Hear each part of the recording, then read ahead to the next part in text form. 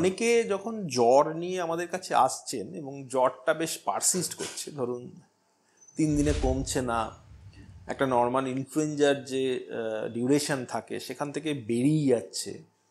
অথবা ভীষণ কাশি হচ্ছে, সাংঘাতিক কাশি হচ্ছে, মানে একেবারে সেই কারো কারো কাশিতে মাথা ঘুরে যাচ্ছে, এবং কফের সাথে প্রচুর পরিমাণে দুর্গন্ধযুক্ত কফ আসছে, গ্রিনিশ কালার কফ তৈরি হচ্ছে, এবং দেখা যাচ্ছে যে বয়স্কদের ক্ষেত্রে একটু অসংলগ্ন কথাবার্তা বলছেন, তারা রাত্রে ঘুমোচ্ছেন না, অথবা একটা যাদের সিওপিডি,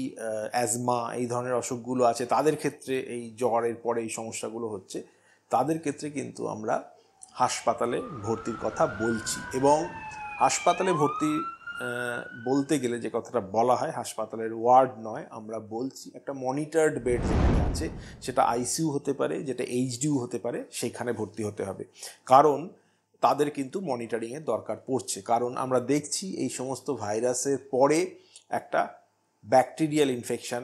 আসছে, সেটা কখনো কখনো স্ট্রেপ্টোকক্কাস, কখনো কখনো ক্লেবশিয়েলাস, কখনো কখনো স্ট্যাফাইলোকক্কাস, বিভিন্ন কারণে হচ্ছে, এবং এটা কিন্তু একটা বড় আকার ধারণ করছে, বিশেষত এক্সট্রিম অফ দ্য এজ গ্রুপে।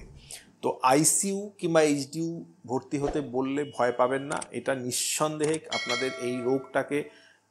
রেগুলার মনিটরিং করার জন্য এবং ওষুধ দিয়ে টাইমলি তাকে ম্যানেজ করার জন্য এই অ্যাডমিশনসগুলোর কথা বলা হচ্ছে, এবং এগুলো খুব ইম্পর্টেন্ট। বহু মানুষ এতে উপকৃত হচ্ছেন, এবং দেখা যাচ্ছে যে কিছু হলেও তারা হয়তো যে মারাত্মক সমস্যার মধ্যে যে নিউমোনিয়া নিয়ে ভুগছেন, সেটা হয়তো কিছুটা হলো 4 থেকে 5 দিনে সেরে তারা আবার বাড়িতে ফিরে যাচ্ছেন।